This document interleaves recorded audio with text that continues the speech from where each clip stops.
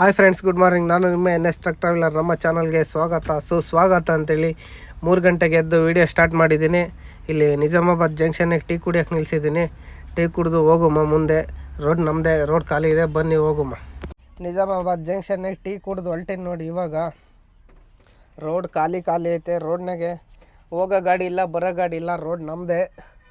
ಅಲ್ಲಿ ಟೈಮು 3:30 ಆಗೈತೆ.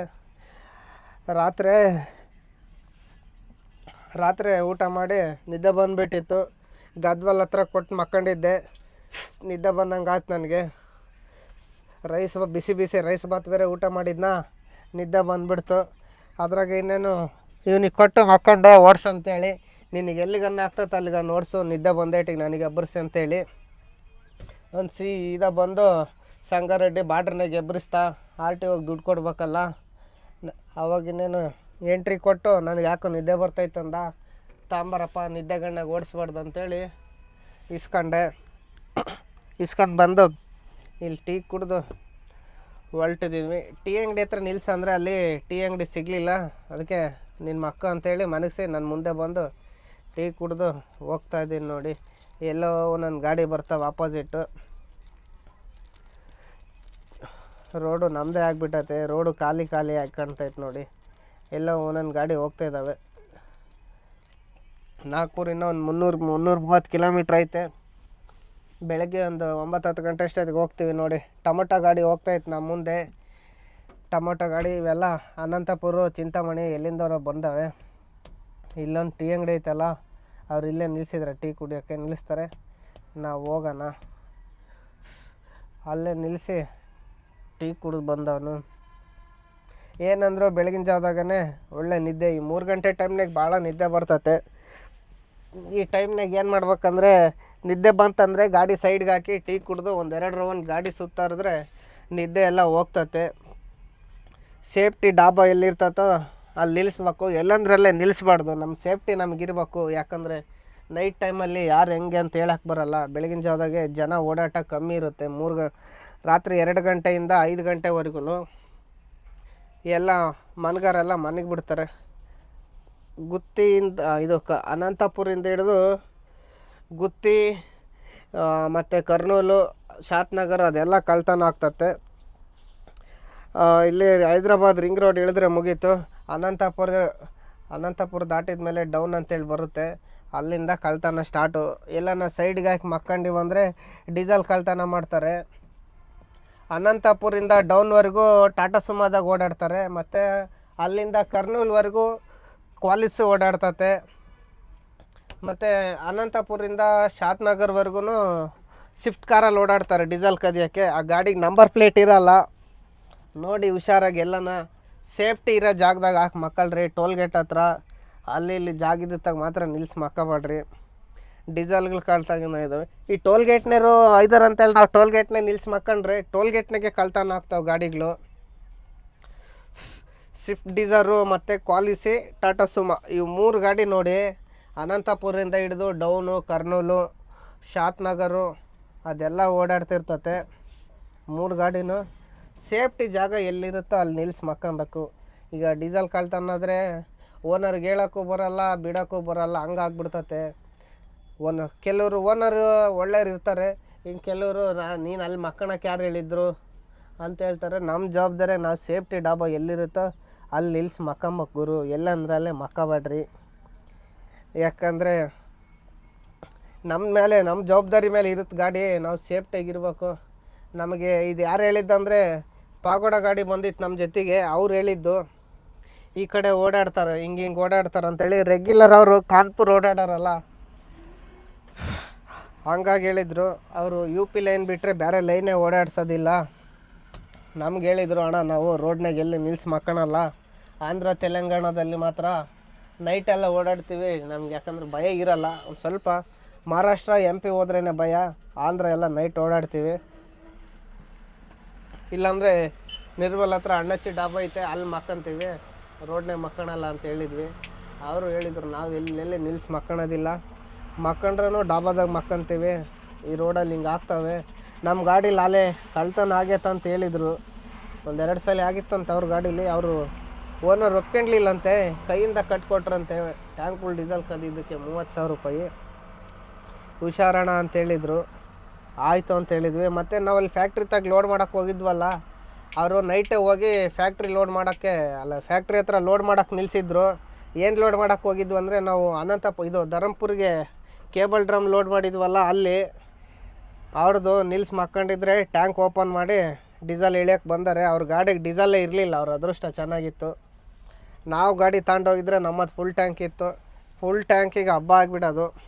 ನಾನು ಅದು ಟ್ಯಾಂಕ್ ಹೊಡೆದಿದ್ರಲ್ಲ, ಅದನ್ನ ವೀಡಿಯೋ ಮಾಡ್ಕೋಬೇಕಂತಿದ್ದೆ. ಅವರೇ ಮೊದಲೇ ಟ್ಯಾಂಕ್ ಕ್ಯಾಪ್ ಮುರಿದ್ದಾರೆ, ಬೇಜಾರ್ನಾಗಿರ್ತಾರಂತೇಳಿ ವೀಡಿಯೋ ಮಾಡಲಿಲ್ಲ ನಾನು. ಇವಾಗ ಎಂಥವ್ರಿಗೂ ಬೇಜಾರು ಇರ್ತತೆ ಡೀಸೆಲ್ ಕ್ಯಾಪ್ ಮುರಿದ್ರೆ, ಕಳ್ತನ ಆದರೆ. ಅದಕ್ಕೆ ನಾನು ಏನು ಕೇಳಿದರೆ ಅವ್ರು ಹೇಳಾರೇನೋ ಮಾಡ್ಕೆ ಅಂತೇಳಿ ನಾನು ಕೇಳಕ್ಕೆ ಹೋಗಲಿಲ್ಲ. ಅವರೇ ಬೇಜಾರ್ನಾಗಿದ್ರಲ್ಲ, ಅದನ್ನ ನಮ್ಮ ಮೇಲೆ ಹಾಕ್ತಾರೆ ಅಂತೇಳಿದರು. ಮುಂದೆ ಎಲ್ಲ ನಾವು ಹೋಗಿ ಸಿಗೋಣ ಬನ್ನಿ. ಅವರು ಡೀಸೆಲ್ ಕ್ಯಾಪು ಮುರಿದಿರೋದಕ್ಕೆ ನಾವೇ ಡೀಸೆಲ್ ಕ್ಯಾಪ್ ಹೊಸದು ಕೊಡಿಸ್ಬೇಕಣ್ಣ, ನಾವು ಇವಾಗ ಗಾಡಿ ಬಿಟ್ಟು ಹೋಗ್ತಾಯಿದ್ವಿ, ನಮಗೆ ಒಂದು ತಿಂಗಳಿಂದ ಪೇಮೆಂಟ್ ಕೊಟ್ಟಿಲ್ಲ ಅಂತೇಳಿದರು. ಆಯಿತು ನೋಡಿ ಕೊಡಿಸಿ ಬಿಟ್ಟೋಗ್ರಿ ಅಂತೇಳಿದ್ವಿ ನಾವು. ಡೀಸೆಲ್ ಕ್ಯಾಪು ಈಗ ಅವ್ರನ್ನ ಬೇಕಂತಲೇ ಮುರಿದಿರಲ್ಲ, ಅಚಾನಕ್ಕಾಗಿ ಒಂದೊಂದು ಸಲ ಆಗ್ತವೆ, ಏನು ಮಾಡೋಕ್ಕೆ ಬರೋಲ್ಲ. ನಾವು ಒಂದು ಸ್ವಲ್ಪ ಮೈ ಮರ್ತಾಗ ಹಂಗೆ ಆಗ್ತವೆ. ಈಗ ನಾವು ಫ್ಯಾಕ್ಟ್ರಿ ಹತ್ರ CC ಕ್ಯಾಮ್ರಾ ಇರುತ್ತೆ, ವಾಚ್ಮ್ಯಾನ್ ಇರ್ತಾನೆ, ಸೆಕ್ಯೂರಿಟಿ ಇರ್ತಾರೆ ಅಂಥೇಳಿ ನಾವು ಫ್ಯಾಕ್ಟ್ರಿ ಮುಂದೆ ನಿಲ್ಲಿಸ್ಮಕ್ಕಂತೀವಿ. ನಾನು ಸುಳ್ಳು ಹೇಳಲ್ಲ, ಫ್ಯಾಕ್ಟ್ರಿ ಹತ್ರ ವಾಚ್ಮ್ಯಾನ್ಗಳಿರ್ತಾರಲ್ಲ, ಅವರಂಥ ದೊಡ್ಡ ಕಳ್ಳರು ಯಾರು ಇರೋಲ್ಲ. ನಾವು CC ಕ್ಯಾಮ್ರಾಕ್ಕೆ ಓಪನ್ ಮಾಡಿರಿ ಅಂತ ಹೋಗಿ ಕೇಳಿದರೆ CC ಕ್ಯಾಮ್ರಾ ಕೆಟ್ಟೋಗೈತಿ, CC ಕ್ಯಾಮ್ರಾ ಕೆಲಸ ಮಾಡೋದಿಲ್ಲ, ಅದು ಕಲೆಕ್ಷನ್ ತೆಗೆದಿವಿ, ಅದು ಹಾಗೆ ಹೀಗೆ ಅಂತಾರೆ. ಯಾಕಂದರೆ ಅವ್ರಿಗೆ ಗೊತ್ತಿರುತ್ತೆ ಕಳ್ತನ ಮಾಡಿರೋದು. ಅವ್ರು ಹೇಳಲ್ಲ. ಯಾಕೆ ಹೇಳಿ, ಆ ಕಳ್ತನ ಮಾಡಿರೋದ್ರಲ್ಲಿ ಅವ್ರಿಗೂ ಅರ್ಧ ಪಾಲು ಇರ್ತತೆ, ಅರ್ಧ ಆಗಲಿ ಕಾಲು ಭಾಗ ಆಗಲಿ. ಈಗ ನಾವು ಯಾವುದೇ ಫ್ಯಾಕ್ಟ್ರಿ ಮುಂದೆ ಮಕ್ಕೊಂಡಾಗ ಡೀಸೆಲ್ ಕಳ್ತನ ಆಯ್ತು, ಇಲ್ಲ ಮೊಬೈಲ್ ಹೋಯ್ತು, ಇಲ್ಲ ದುಡ್ಡು ಹೋಯ್ತು ಅಂದ್ರೂ ಅದು ಸೆಕ್ಯೂರಿಟಿಗೆ ಗೊತ್ತೇ ಇರುತ್ತೆ. ಅವರೆಲ್ಲ ನೈಟೆಲ್ಲ ಡ್ಯೂಟಿಯಾಗಿರ್ತಾರೆ. ಇವ್ರು ಕಾಲ್ರಿ ಏನು ಮಾಡಿಬಿಡ್ತಾರೆ ಗೊತ್ತೇನು ರೀ, ಬಂದು ಸೆಕ್ಯೂರಿಟಿಗಳಿಗೆ ಬುಕ್ ಮಾಡ್ಕೊಂಡು ಒಂದು 500,000 ಕೊಟ್ಟು ಹೋಗ್ತಾರೆ. ಕೊಟ್ಟರೆ ಮುಗೀತು. ಅದು ನಾನು ಎಲ್ಲರಿಗೂ ಹೇಳ್ತಿಲ್ಲ, ಆ ಥರ ಮಾಡೋರಿಗೆ ಮಾತ್ರ. ಒಂದೊಂದು ಕಡೆ ಒಳ್ಳೆ ಸೆಕ್ಯೂರಿಟಿಗಳಿದ್ದಾರೆ. ಫ್ಯಾಕ್ಟ್ರಿ ಮುಂದೆ ಗಾಡಿ ನಿಲ್ಸೋಕೆ ಹೋದರೆ ನಾವು, ಇಲ್ಲಿ ಬೇಡ ಕಣಪ್ಪ ಕಳ್ರಿದ್ದಾರೆ, ಒಳಗೆ ಕೊಡೋದು ಮಕ್ಕಳ್ರಿ, ಹೊರಗೆ ನಿಲ್ಲಿಸ್ಬೇಡ್ರಿ, ನಮ್ಮ ಜವಾಬ್ದಾರಿ ಅಲ್ಲ ಅಂತೇಳಿ ಅವ್ರು ಫಸ್ಟಿಗೆ ಹೇಳ್ತಾರೆ. ಇನ್ನು ಕೆಲವ್ರು ಇರ್ತಾರೆ, ಒಳಗೆ ಗಾಡಿಗೆ ಅಲೋವಿಲ್ಲ, ಹೊರಗೆ ನಿಲ್ಸಿ ಮಕ್ಕಳ್ರಿ ಅಂತಾರೆ. ಅವರು ಕಳ್ಳ ಸೆಕ್ಯೂರಿಟಿಗಳು. ನಮಗೆ ಆ ಥರ ಭಾಳ ಆಗಿದ್ದಾವೆ, ಫ್ಯಾಕ್ಟ್ರಿ ಹೊರಗೆ ನಿಲ್ಸಂಗಿಲ್ಲ ಅಂತಂದು. ಆ ಟೈಮ್ನಾಗ ನಾವೇನು ಮಾಡ್ತೀವಿ, ಒಂದು 5-6 ಲೀಟ್ರ್ ಡೀಸೆಲ್ ಹೋದರೆ ಹೋಗ್ಲಿ ಅಂತೇಳಿ ನಾವು ಯಾವುದೊಂದು ಡಾಬಾ ಇಲ್ಲ ಪಾರ್ಕಿಂಗ್ ಹೋಗ್ತೀವಿ. ಒಂದೊಂದು ಕಡೆ ನಾವು ಕೇಳಿದರೆ ಸೀದಾ ಫ್ಯಾಕ್ಟ್ರಿ ಒಳಗೆ ಹೊಡೆದು ಮನಸ್ಬಿಡ್ತಾರೆ. ಅವ್ರು ಸೆಕ್ಯೂರಿಟಿನ ಹೇಳ್ಬಿಡ್ತಾರೆ ಫಸ್ಟಿಗೆ. ಈ ನಾಗ್ಪುರ್ ಇಂಡಸ್ಟ್ರಿಯಲ್ ಏರಿಯಾದಲ್ಲಿ ಏನಿದೆ, ಅಲ್ಲೆಲ್ಲ ಸೆಕ್ಯೂರಿಟಿಲಿ 90% ಅವರೇ ಇರೋದು. ಅವ್ರಿಗೆ ಗೊತ್ತಿಲ್ಲದೇ ಕಳ್ತನ ಆಗೋಲ್ಲ. ಈಗ ಕೆಲವು ಡಾಬಾದಲ್ಲಿ ಕಳ್ತನ ಆದರೆ ಅದು ಆ ವಾಚ್ಮ್ಯಾನಿಗೆ ಗೊತ್ತಿದ್ದರೆ ಮಾತ್ರ ಆಗೋದು. ಈ ಟೋಲ್ ಗೇಟ್ ಹತ್ರ ಆಗ್ತಾವಲ್ಲ, ಟೋಲ್ ಗೇಟಲ್ಲಿ ಆದಾಗ ಟೋಲ್ ಗೇಟ್ನವ್ರಿಗೆ ಗೊತ್ತಿರುತ್ತೆ, ಆದರೆ ಅವರು ಅದು ಇದು ಅಂತಂದು ಕತೆ ಓದಿ ನಮ್ಮನ್ನೇ ಎದುರಿಸಿ ಕಳಿಸ್ತಾರೆ. ನಾವು ಏನು ಮಾಡೋಕ್ಕೆ ಬರಲ್ಲ, ನಾವು ಊರಿಂದ ಊರಿಗೆ ಹೋಗಿರ್ತೀವಿ, ನಮ್ಮದೇನು ಅಲ್ಲಿ ನಡೆಯೋದಿಲ್ಲ ಪುಂಗಿ. ಅವಾಗ ನಾವೇನು ಮಾಡಬೇಕು, ಮುಂದಕ್ಕೆ ಹೋಗ್ಬೇಕು, ಹೋದ್ರೆ ಓದ್ತು ಅಂತೇಳಿ. ಹಿಂಗೆ ಮಸ್ತಾಗಿಬಿಟ್ಟಿದ್ದಾವೆ. ಈ ಟೋಲ್ ಗೇಟ್ ಹತ್ರ ನಿಲ್ಸಿ ಮಕ್ಕೊಂಡಾಗ ಗ್ಲಾಸ್ ಬೀಡಿಂಗ್ ಕೊಯ್ದು ಫೋನು ದುಡ್ಡೆಲ್ಲ ಹೊತ್ಕೊಂಡು ಹೋಗ್ಯಾರೆ. ಈ UP ಲೈನ್ ಓಡಾಡೋರು ಏನಾದರೂ ಆಲ್ಮೋಸ್ಟ್ ಅವ್ರ ಗಾಡಿಗಳಿಗೆ ಭಾಳ ಡೀಸೆಲ್ ಕಳ್ತನ ಆಗಿರ್ತವೆ. ನಮ್ಮದು ಆಗಿಲ್ಲ, ನನ್ನ ಕೈ ಆಗಿಲ್ಲ. ನಮ್ಮ 2 ಗಾಡಿನೂ ಒಂದೇ ಸಲ ಡೀಸೆಲ್ ಕಳ್ತನ ಆಗಿದ್ದು. 2 ಗಾಡಿನೂ ಟ್ಯಾಂಕ್ ಫುಲ್ ಮಾಡ್ಕೊಂಡು 100 ಕಿಲೋಮೀಟ್ರ್ ಹೋಗ್ಯೋದು. ಒಂದು ಅಹಮದಾಬಾದಿಂದ ಬಂದು ವಡೋದ್ರಾದಾಗ ನಿಂತ್ಕೊಂಡಿತ್ತು, ಇನ್ನೊಂದು ಗಾಡಿ ಸೂರತ್ನಾಗ ಟ್ಯಾಂಕ್ ಫುಲ್ ಮಾಡ್ಕೊಬಂದು ವಡೋದ್ರಾದಾಗ ನಿಂತ್ಕೊಂಡಿತ್ತು. ಆ ಕಡೆ ಟೋಲ್ ಗೇಟ್ನಾಗ ಆ ಗಾಡಿ, ಈ ಕಡೆ ಈ ಗಾಡಿ, ಒಂದು ಅಹಮದಾಬಾದ್ಗೆ ಹೋಗೋದು, ಒಂದು ಅಹಮದಾಬಾದಿಂದ ಬರೋದು. 2 ಗಾಡಿಲೂ ಅದು ಹೆಂಗಂದರೆ ಕ್ಲೀನಾಗಿ ಸ್ಕ್ರೂ ಡ್ರೈವರ್ ತಗೊಂಡು ಬಿಚ್ಚಿ ಸ್ಕ್ರೂ ಸಮೇತ ಬಿಸಾಕಿದ್ದಿಲ್ಲ. ಯಾಕೆ ಹೇಳಿ, ನಾವು ಮತ್ತೆ ಅಕ್ಕೆಂಬಕ್ಕೆ ಹುಡುಕ್ಬಾರ್ದು ಕ್ಯಾಪ್ ಅಂತೇಳಿ ಕ್ಲೀನಾಗಿ ಅಲ್ಲೇ ಟ್ಯಾಂಕ್ ಮೇಲಿಟ್ಟು ಫುಲ್ ಟ್ಯಾಂಕ್ ಡ್ರೈವ್ ಮಾಡಿದ್ರು. ನಮ್ಮ 16 ವೀಲಲ್ಲಿ ಮತ್ತು 14 ವೀಲಲ್ಲಿ ಡ್ರೈವ್ ಮಾಡಿದ್ರು ನಮ್ಮ ಸಾವುಕಾರರು. ದೇವ್ರಂಥ ಮನುಷ್ಯ, ದುಡ್ಡು ಮುರಿಲಿಲ್ಲ, ಬೈದ ಡ್ರೈವರಿಗೆ. ಎಲ್ಲಂದ್ರಲ್ಲೇ ನಿಲ್ಸಿ ಮಕ್ಕಂಡ್ರೆ ಹಿಂಗೆ ಕಂಡ್ರೆ ಆಗೋದಂತೇಳಿ ಬೈದರು.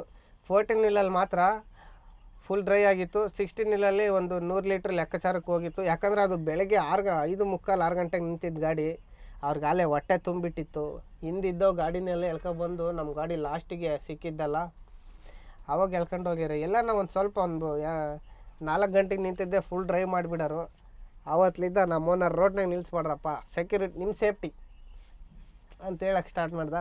ನಾನು ಇದುವರೆಗೂ ರೋಡ್ನಾಗ ಮಾತ್ರ ಎಷ್ಟೇ ನಿದ್ದೆ ಬಂದ್ರೂ ಮಕ್ಕ ತೊಳ್ಕೊಂಡು ಇಳಿಸಿ ಗಾಡಿ ಸುತ್ತರ್ದು. ಹೋಗಿ ಡಾಬಾದಲ್ಲಿ ಮಕ್ಕಂತೀನಿ. ನಾನು ಇಷ್ಟು ಕಿಲೋಮೀಟ್ರ್ ಹೋಗ್ಬೇಕನ್ನೋ ಕೆಪಾಸಿಟಿ ಇದ್ದರೆ ಮಾತ್ರ ಹೋಗೋದು ಮುಂದಕ್ಕೆ. ಅಲ್ಲಿಗೆ ಹೋಗೋಕ್ಕಾಗಿಲ್ಲ ಅಂದರೆ ಇನ್ನೂ ಒಂದು ಚೂರು ನಿದ್ದೆ ಬರ್ತಿದ್ದಂಗೆ ಸೇಫ್ಟಿ ಡಾಬಾ ನೋಡಿ ಮಕ್ಕೊಂಬಿಡೋದು. ರಾಜಸ್ಥಾನಿ ಹೋಟ್ಲು ಇಲ್ಲ ಪಂಜಾಬಿ ಹೋಟ್ಲಿಗೆ.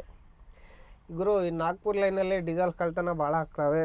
ಲಾತೂರ್ ನಾಂದೇಡ್ ರೋಡ್ನಾಗೆ ಲಾತೂರ್ ಹತ್ರ ಒಂದು ಗಾಡಿದು ವೀಡಿಯೋ ನೋಡಿದೆ. ಆ ಕ್ಯಾಪ್ ಎಲ್ಲ ಕವರಿಂಗ್ ಬಂದರೆ ಟ್ಯಾಂಕೆ ಕೊಯ್ದುಬಿಟ್ಟಿದ್ದಾರೆ ಆಕ್ಸಲ್ ಬ್ಲೇಡ್ ತಗೊಂಡು. ಟ್ಯಾಂಕೆ ಕೊಯ್ದು ಎಳ್ಕೊಂಡು ಹೋಗಿದ್ರು. ಅದು ನೋಡಿ ನಾನು ಹಬ್ಬ ಎಂತೆಂಥ ಕಳ್ರಿದ್ದಾರೆ ಗುರು ಅಂತೇಳಿ. ಮತ್ತು ನಾವು ಹೈದ್ರಾಬಾದ್ ಮೇಲೆ ಓಡಾಡ್ತೀವಲ್ಲ, ಆ ರೋಡಲ್ಲಿ ಈ ನಾವು ರಿಂಗ್ ರೋಡ್ ಇಳ್ದು ಈ ಕಡೆ ಮೆಡಿಚಲ್ಲಿಗೆ ಬರ್ತೀವಲ್ಲ, ಆ ಕಡೆ ಒಂದು ಸ್ವಲ್ಪ ಏನು ಟೆನ್ಷನ್ ಇಲ್ಲ. ಯಾಕಂದರೆ ಟೋಲ್ಗೇಟಲ್ಲಿ ಎಲ್ಲಂದ್ರಲ್ಲಿ ಭಾಳ ಗಾಡಿ ನಿಲ್ಲಿಸಿ ಮಕ್ಕೊಂಡಿರ್ತಾರೆ. ಹಂಗಾಗಿ ನಾವು ಹೈದ್ರಾಬಾದಿಂದ ಇತ್ಲಾಗೆ ಅನಂತಪುರ ಸೈಡ್ ಬರ್ತೀವಲ್ಲ, ಅಲ್ಲಿ ಟೋಲ್ಗೇಟ್ನಾಗ ಗಾಡಿಗಳಿರಲ್ಲ, ಡಾಬಾದಲ್ಲಿರ್ತವೆ, ಇಲ್ಲಾಂದ್ರೆ ಎಲ್ಲನೂ ಇರ್ತವೆ. ಅಚಾನಕ್ಕಾಗಿ ಯಾಮಾರು ರೋಡ್ನಾಗ ಮಕ್ಕೊಂಡ್ರಂದರೆ ಅವ್ರದ್ದು ಡೀಸೆಲ್ ಪಕ್ಕ ಓದಂಗೆ ಗುರು. ಇವಾಗ ಆದಿಲಾಬಾದಿಗೆ ಬಂದೀವಿ ನೋಡಿ ಗುರು. ಮುಂದೆ ಕಾಣ್ತಾ ಇರೋದು ಬಾರ್ಡ್ರು ಖಾಲಿ ಐತೆ, ಗಾಡಿ ಯಾವ್ಯಾವು ಇಲ್ಲ. ನಮ್ಮ ಹುಡುಗ ಮಕ್ಕೊಂಡಿದ್ದ, ಇವಾಗ ಎದ್ದಾನ, ಅವನ್ನ ಕಳ್ಸನ್ ಬಾರ್ಡ್ರಿಗೆ. ಕೈ ಅಂತಿದ್ದಾರೆ ನೋಡಿ ಗುರು. ಇವ್ರು ಒಂಥರ ಸಾಲ ಕೊಟ್ಟಿರೋ ರೇಂಜ್ಗೆ ಹೇಳ್ತಿದ್ದಾರೆ. ಇವರು ಗಾಡಿ ತಗೊಳಕ್ಕೆ ನಮಗೆ ಸಾಲ ಕೊಟ್ಟಿದ್ರಲ್ಲ, ಅದಕ್ಕೆ ಸೈಡಿಗೆ ನಡಿ ಅಂತೇಳಿ ಬ್ಯಾರಿಗೇಟ್ ಇಟ್ಕೊಂಡು ನಿಂತಾರೆ.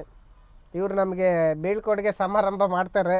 ಮುಂದೆ ಮಹಾರಾಷ್ಟ್ರ ಬಾರ್ಡ್ರಿಗೆ ಹೋದಟ್ಟಿಗೆ ಅವರು ವೆಲ್ಕಮ್ ಅದ್ದೂರಿಯಾಗಿ ಸ್ವಾಗತ ಮಾಡ್ತಾರೆ. ಇವಾಗ ಇವರು ಬೀಳ್ಕೊಡುಗೆ ಸಮಾರಂಭ ಮಾಡಿ ಕಳಿಸಿ ಅವರು ವೆಲ್ಕಮ್ ಅಂತೇಳಿ ಅದ್ದೂರಿಯಾಗಿ ಸ್ವಾಗತ ಮಾಡಿ ಕರ್ಕೊತಾರೆ ನೋಡಿ. ಸೈಡ್ಗೆ ಹಾಕಿದ್ವಿ, ಹೋಗಿ ಮಾತಾಡ್ಸ್ಕೊಂಬರೋಣ. ಗುರು ಇಲ್ಲಿ ಟೊಮೊಟೊ ಗಾಡಿ ಹೋಗ್ತಾ ಇದೆಯಲ್ಲ, ಈ ಗಾಡಿಯನ್ನು ಬಂದ ನಾನು ಈ ಗಾಡಿ ಹಿಂದೆ ಸುಮಾರು ಒಂದು 40 ಕಿಲೋಮೀಟ್ರ್ ಹಿಂದೆ ಬಂದೆ. ಅಬ್ಬಾ ಏನು ಹೊಡಿತಿದ್ದನು ಗುರು, 100-110 ಹೊಡಿತಿರೋದು. ಕಣ್ಣಿಗೆ ಕೈಗೆ ಸಿಗಂಗಿಲ್ಲ, ಹಂಗೆ ಹೊಡಿತಿದ್ದಾನೆ ಪಾಪ. ಎಲ್ಲಿಗೆ ಹೋಗೋದೇನೋ. ಒಂದು ಡೌನ್ ಬರ್ತತೆ, ಆ ಡೌನಲ್ಲಿ ಲೂಟ್ ಲೋಡ್ ಬಿಟ್ಟರೆ ಗಾಡಿ 100-120ಕ್ಕೆ ಹೋಗತ್ತೆ. ನಮ್ಮ ಗಾಡಿ 100ಕ್ಕೆ ಹೋಗೈತೆ. ಈ ಗಾಡಿ ಎಲ್ಲಿಂದ ಬಂತ ಗುರು ಗೊತ್ತಿಲ್ಲ. 120-130 ಸ್ಪೀಡಿಗೆ ಹೊಲ್ಟುಬಿಡ್ತು. ಹಂಗೆ ಪಕ್ಕದಾಗ ಕಾರ್ ಹೋದಂಗೆ ಹೋಗ್ಬಿಡ್ತು ಗುರು. ನಾನು ಯಾವ್ದು ಗುರು ಇದು ಗಾಡಿ ಹಿಂಗೆ ಹೋಗ್ತೈತೆ ಅಂತ ನೋಡಿದರೆ ಟೊಮೊಟೊ ಗಾಡಿ ಕೈಗೆ ಸಿಗಂಗಿಲ್ಲ, ಹಂಗೆ ಬಂದ್ಬಿಟ್ಟ. ಇವಾಗ ಬಂದು ಬಾರ್ಡ್ರಾಗೆ ಬಂದ.